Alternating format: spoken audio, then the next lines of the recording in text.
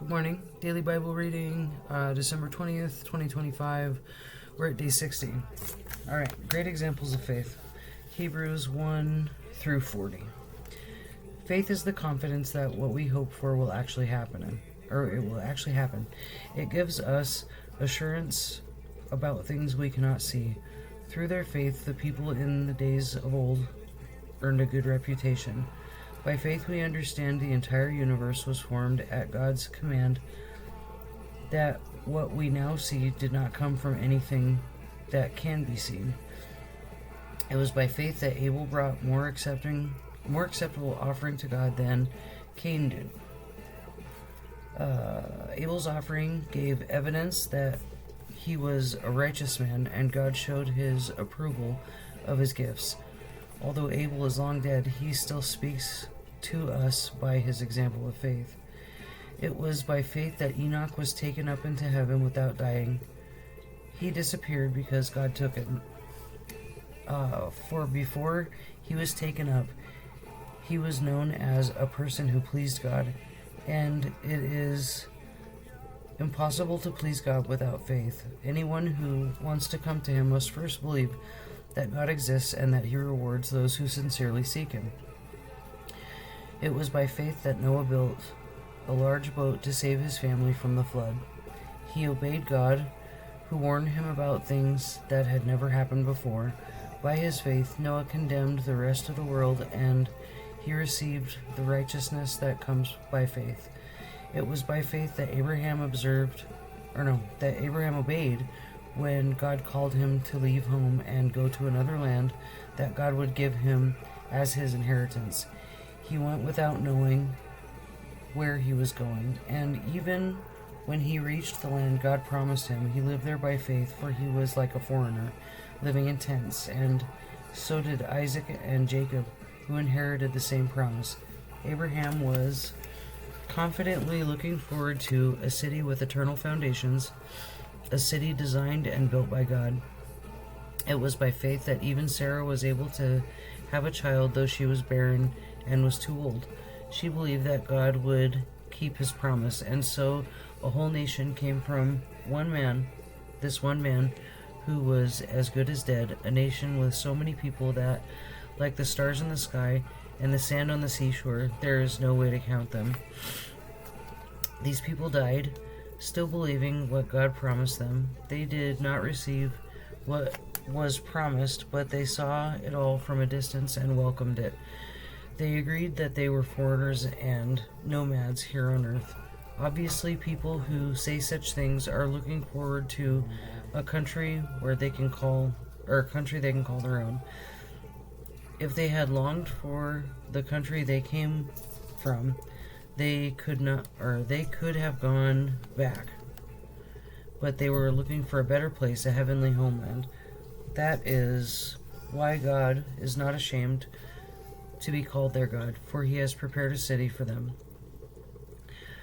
It was by faith that Abraham offered Isaac as a sacrifice when God was testing him. Abraham, who had received God's promises, was ready to sacrifice his only son, Isaac. Even though God had told him, Isaac is the son through whom your descendants will be counted, Abraham reasoned that if Isaac died, God was able to bring him back to life again. And in a sense, Abraham did receive his son back from the dead.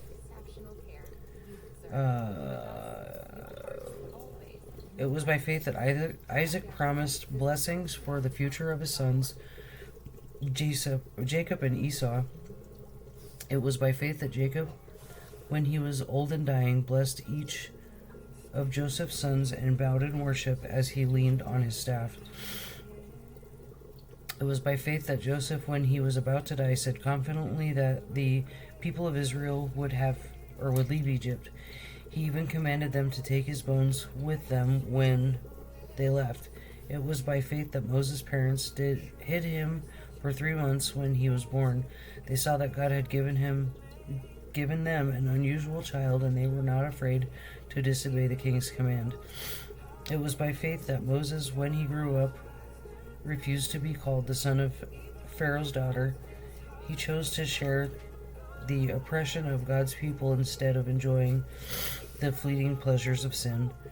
He thought it was better to suffer for the sake of Christ than to own the treasures of Egypt, for he was looking ahead to his great reward. It was by faith that Moses left the land of Egypt, not fearing the king's anger. He kept right on going because he kept his eyes on the one who is invisible. It was by faith that Moses commanded the people of Israel to keep the Passover and sprinkle the blood, on the doorposts so that the angel of death would not kill their firstborn sons. It was by faith that the people of Israel went right through the Red Sea as though they were on dry ground, but when the Egyptians tried to follow, they were all drowned. It was by faith that the people of Israel marched around Jericho for 7 days and the walls came crashing down. It was by faith that Rahab the prostitute was not destroyed with the people in her city who refused to obey God, for she had given a friendly welcome to the spies. How much more do I need to say? It would take too long to recount the stories of the faith of Gideon, Barak, Samson, Jephthah, David, Samuel, all the prophets. By faith these people overthrew kingdoms, ruled justice, and received what God promised them. They shut the mouths of lions, quenched the flames of fire, and escaped death by the edge of the sword. Their weakness was turned to strength. They became strong in battle and put whole armies to fight. Women received their loved ones back again from death, but others were tortured, refusing to turn from God in order to be set free. They placed their hope in a better life after the resurrection. Some were jeered at, and their backs were cut open with whips. Others were chained in prisons. Some died by stoning. Some were sawed in half, and others were killed with the sword. Some went about wearing skins of sheep and goats, destitute and oppressed and mistreated. They were too good for this world, wandering over deserts and mountains, hiding in caves and holes in the ground. All these people earned a good reputation because of their faith, yet none of them received all that God had promised. For God had something better in mind for us, so that they would not reach perfection without us. God's discipline proves his love. Hebrews 12:1-13. Therefore, since we are surrounded by such a huge crowd of witnesses to the life of faith, let us strip off every weight that slows us down, especially the sin that so easily trips us up, and let us run with endurance the race God has set before us. We do this by keeping our eyes on Jesus, the champion who initiates and perfects our faith. Because of the joy awaiting him, he endured the cross, disregarding its shame. Now he is seated at the place of honor beside God's throne. Think of all the hostility he endured for sinful people, then you won't become weary and give up. After all, you have not given your lives in your struggle against sin. And have you forgotten the encouraging words God spoke to you as his children? He said, "My child, don't make light of the Lord's discipline and don't give up when he corrects you, for the Lord disciplines those he loves and punishes each one he accepts as his child. As you endure this divine discipline, remember that God is treating you as his own children. Whoever heard of a child who is never disciplined by its father? If God doesn't discipline you as he does all his children, it means that you are illegitimate and not really his children at all. Since we respected our earthly fathers who disciplined us, shouldn't we submit even more to the discipline of the fathers of our spirits and live forever? For our earthly fathers disciplined us for a few years, doing the best they knew how. But God's discipline is always good for us, so that we might share in his holiness. No discipline is enjoyable while it's happening." Man, that makes me think of when I was like 8 years old and my dad wouldn't let me have a second ice cream. I felt like I'd never been so pissed in my life. I don't know why that memory's coming up right now, but it is. I didn't need the second ice cream, obviously. Anyway, he stuck to it, and good for him. Okay. No discipline is enjoyable while it's happening. It's painful. Okay, all jokes aside. Right, okay.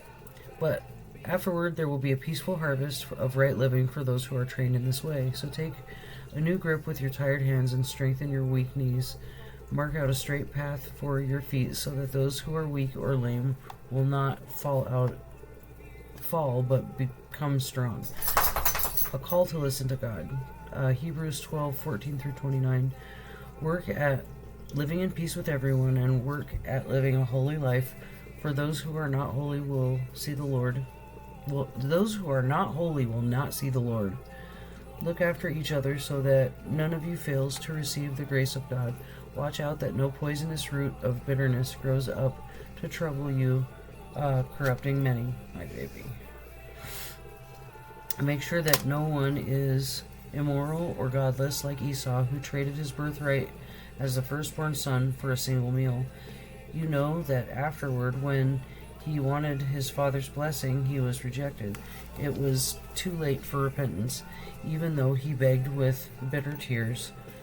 You have not come to a physical mountain, to a place of flaming fire, darkness, gloom, and whirlwind, as the Israelites did at Mount Sinai, for they heard an awesome trumpet blast and a voice so terrible that they begged God to stop speaking. They staggered back under God's command, and even an animal touches the mountain, it must be stoned to death. Moses was so frightened at the sight that he said, I am terrified and trembling. No, you have come to Mount Zion, to the city of the living God, and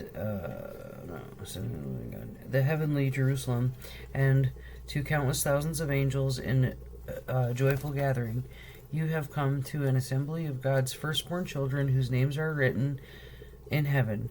You have come to God himself, who is the judge over all things. You have okay. You have come to the spirits of the righteous ones in heaven who have now been made perfect. You have come to Jesus, the one who mediates the new covenant between God and the people, and to this sprinkled blood, which speaks of forgiveness instead of crying out for vengeance like the blood of Abel. Be careful that you do not refuse to listen to the one who is speaking, for the people of Israel did not escape when they refused to listen to Moses, the earthly messenger. We will certainly not escape if we reject the one who speaks to us from heaven. So it says capital O, the one who speaks to us from heaven. When God spoke from Mount Sinai, his voice shook the earth, but now he makes another promise. Once again, I will shake not only the earth, but the heavens also. This means that all of creation will be shaken and removed, so that only unshakable things will remain. Since we are receiving a kingdom that is unshakable, let us be thankful and please God by worshiping him with holy fear and awe. For our God is a devouring fire. That's all for today. Thank you.